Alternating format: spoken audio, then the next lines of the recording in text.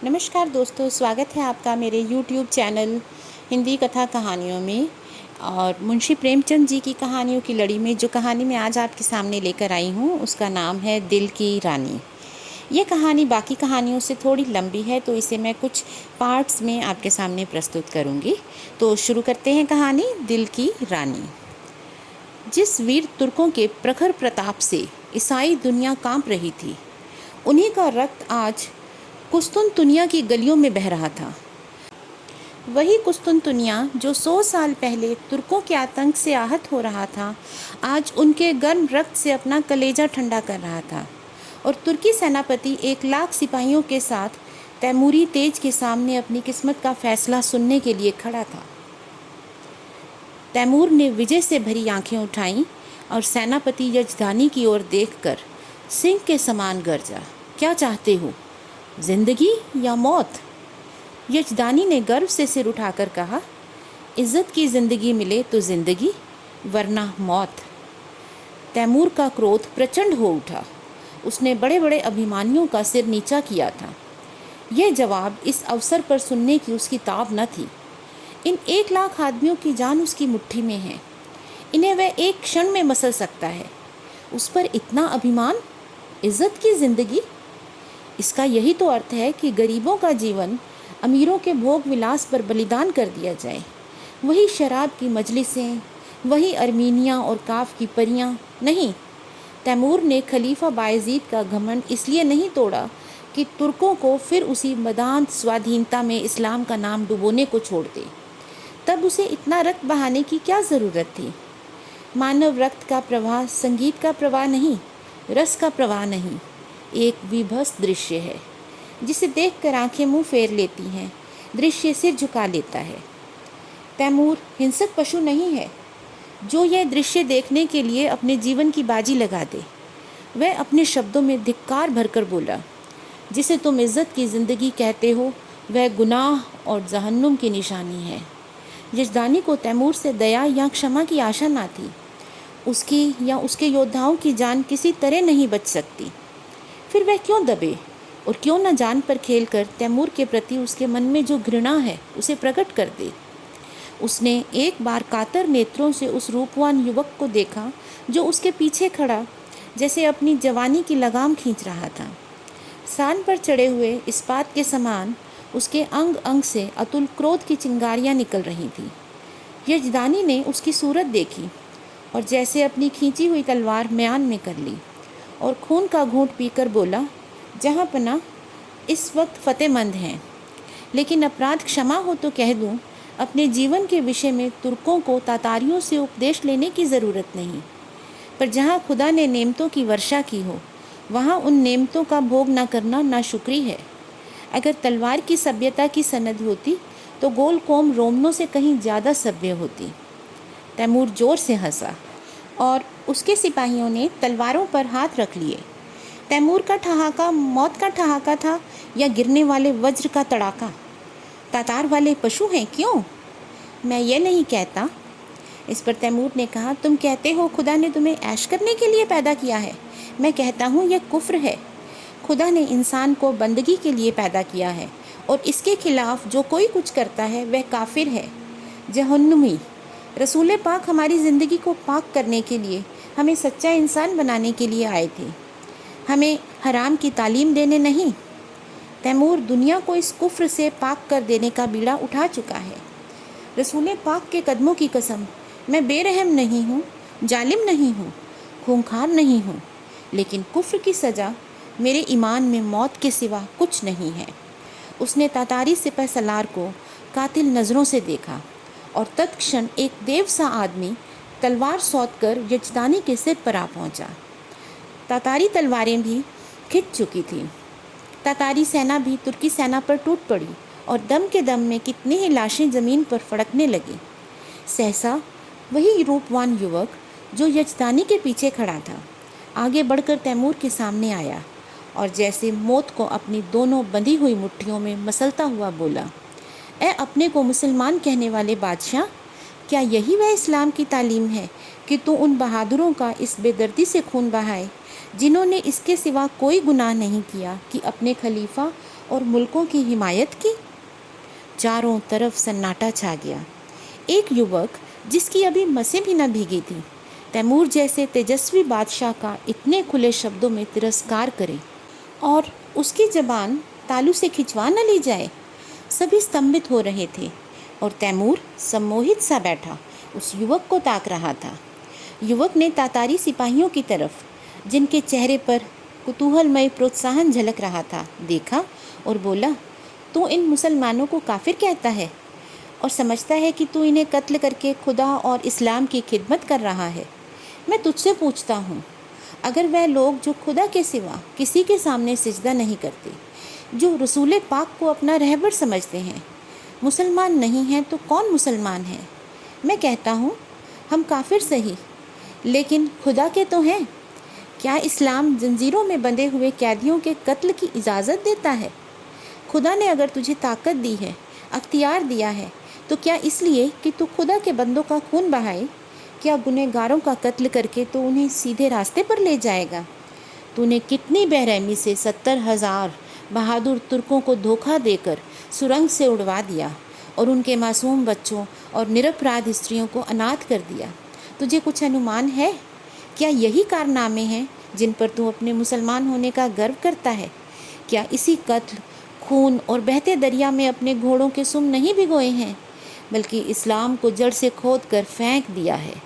यह वीर तुर्कों का ही आत्मोत्सर्ग है जिसने यूरोप में इस्लाम की तौहीद फैलाई।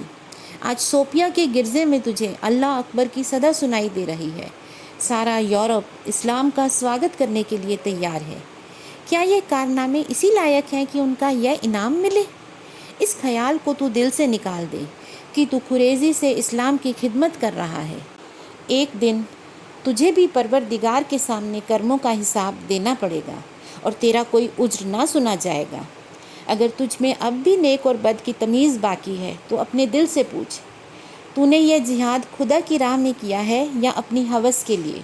और मैं जानता हूँ तुझे जब जवाब मिलेगा वह तेरी गर्दन शर्म से झुका देगा। खलीफा अभी सर झुकाए ही थे कि यजदानी ने कांपते हुए शब्दों में अर्ज किया, जहाँ पनाह ये गुलाम का लड़का है, इसके दिमाग में फितूर है, हुजूर इसकी गुस्ताखियों को मुआफ़ करे, मैं इसकी सज़ा झेलने को तैयार हूँ।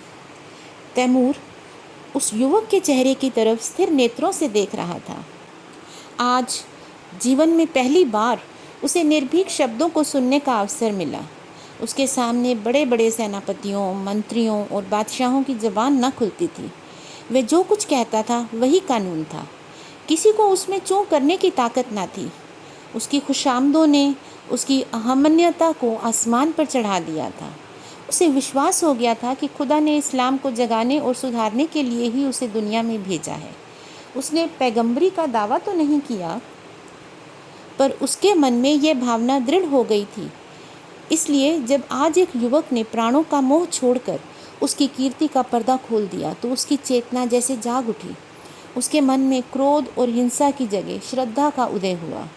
उसकी आंखों का एक इशारा इस युवक की जिंदगी का चिराग गुल कर सकता था। उसकी संसार विजयनी शक्ति के सामने यह दुधमुहा बालक मानो अपने नन्हे नन्हे हाथों से समुद्र के प्रवाह को रोकने के लिए खड़ा हो। कितना हास्यास्पद साहस था, उसके साथ ही कितना आत्मविश्वास से भरा हुआ। तैमूर को ऐसा जान पड़ा कि इस निहत्थे बालक के सामने वह कितना निर्बल है। मनुष्य में ऐसे साहस का एक ही स्रोत हो सकता है और वह है सत्य पर अटल विश्वास। उसकी आत्मा दौड़कर उस युवक के दामन से चिपट जाने को अधीर हो गई। वह दार्शनिक ना था जो सत्य में शंका करता है, वह सरल सैनिक था जो असत्य को भी विश्वास के साथ सत्य बना देता है। यजदानी ने उसी स्वर में कहा, जहाँ पनाह इसकी बदज़बानी का ख्याल न फरमाएं। तैमूर ने तुरंत तख्त से उठकर यजदानी को गले से लगा लिया और बोला, काश ऐसी गुस्ताखियों और बदज़बानियों के सुनने का मुझे पहले इत्तफाक होता तो आज इतने बेगुनाहों का खून मेरी गर्दन पर ना होता। मुझे इस ज़बान में किसी फरिश्ते की रूह का जलवा नज़र आता है जो मुझ जैसे गुमराहों को सच्चा रास्ता दिखाने के लिए भेजी गई हैं। मेरे दोस्त, तुम खुश नसीब हो कि ऐसा फरिश्ता सिफत बेटे के बाप हो। क्या मैं इसका नाम पूछ सकता हूँ? यजदानी पहले आतश परस्त था, पीछे मुसलमान हो गया था, पर कभी कभी उसके मन में शंकाएं उठती थी कि उसने क्यों इस्लाम कबूल किया। जो कैदी फांसी के तख्ते पर खड़ा सूखा जा रहा था कि एक क्षण में रस्सी उसकी गर्दन में पड़ेगी और वह लटकता रह जाएगा, उसे जैसे किसी फरिश्ते ने गोद में ले लिया। वह गदगद कंठ से बोला, उसे हबीबी कहते हैं।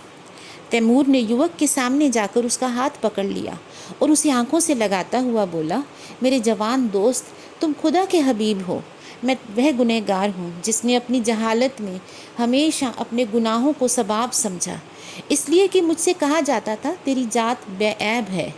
आज मुझे यह मालूम हुआ कि मेरे हाथों इस्लाम का कितना नुकसान हुआ है। आज से मैं तुम्हारा ही दामन पकड़ता हूँ। तुम ही मेरे खिज़्र, तुम ही मेरे रहनुमा हो।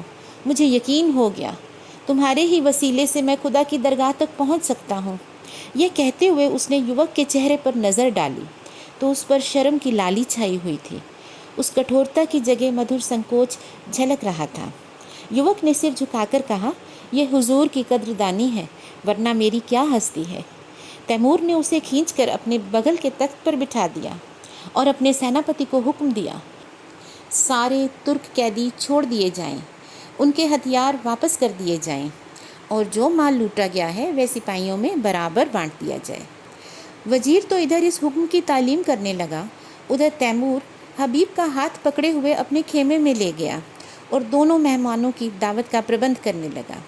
और जब भोजन समाप्त हो गया तो उसने अपने जीवन की सारी कथा रो रो कर कह सुनाई, जो आदि से अंत तक मिश्रित पशुता और बर्बरता के कृत्यों से भरी हुई थी। और उसने यह सब कुछ इस भ्रम में किया कि वह ईश्वरीय आदेश का पालन कर रहा है। वह खुदा को कौन मुंह दिखाएगा। रोते रोते उसकी हिचकियां बंध गईं। अंत में उसने हबीब से कहा, मेरे जवान दोस्त, अब मेरा बेड़ा आप ही पार लगा सकते हैं। आपने राह दिखाई है तो मंजिल पर पहुंचाइए। मेरी बादशाहत को आप संभाल सकते हैं। मुझे अब मालूम हो गया मैं उसे तबाही के रास्ते पर लिया जाता था। मेरी आपसे यही इल्तमास प्रार्थना है कि आप उसकी वजारत कबूल करें। देखिए, खुदा के लिए इनकार न कीजिएगा, वरना मैं कहीं का ना रहूँगा। यजदानी ने अर्ज की, हजूर, इतनी कदरदानी फरमाते हैं तो आपकी इनायत है, लेकिन अभी इस लड़के की उम्र ही क्या है। वजारत की खिदमत यह क्या अंजाम दे सकेगा। अभी तो इसकी तालीम के दिन हैं। इधर से इनकार होता रहा और उधर तैमूर आग्रह करता रहा। यजदानी इनकार तो कर रहे थे, पर छाती गर्व से फूली जा रही थी। मूसा आग लेने गए थे, पैगंबरी मिल गई। कहाँ मौत के मुंह में जा रहे थे और यहाँ वजारत मिल गई। लेकिन यह शंका भी थी कि ऐसे अस्थिर चित्त का क्या ठिकाना। आज खुश हुए, वजारत देने को तैयार हैं, कल नाराज़ हो गए तो जान की खैरियत नहीं। उन्हें हबीब की लियाकत पर भरोसा था, फिर भी जी डरता था कि वीराने देश में ना जाने कैसी पड़े कैसी ना पड़े। दरबार वालों में षड्यंत्र होते ही रहते हैं। हबीब नेक है, समझदार है, अवसर पहचानता है, लेकिन वह यह तजर्बा कहाँ से लाएगा जो उम्र से आता है। उन्होंने इस प्रश्न पर विचार करने के लिए एक दिन की मोहलत मांगी और रुखसत हो गए। तो दोस्तों, इस कहानी में आगे क्या होगा? क्या यजदानी अपने बेटे को वजीर बनाकर तैमूर के साथ भेजने को राज़ी हो जाएंगे? क्या होगा इसके बाद? क्या तैमूर यजदानी के बेटे को अपने साथ ले जा पाएगा? अगर वह उसे ले भी जाता है तो वहाँ पर क्या होगा? क्या वो हमेशा उस लड़के को प्यार और इज़्ज़त से रख पाएगा या नहीं? इस सब प्रश्नों को जानने के लिए आप देखिए इस कहानी का दूसरा भाग। धन्यवाद।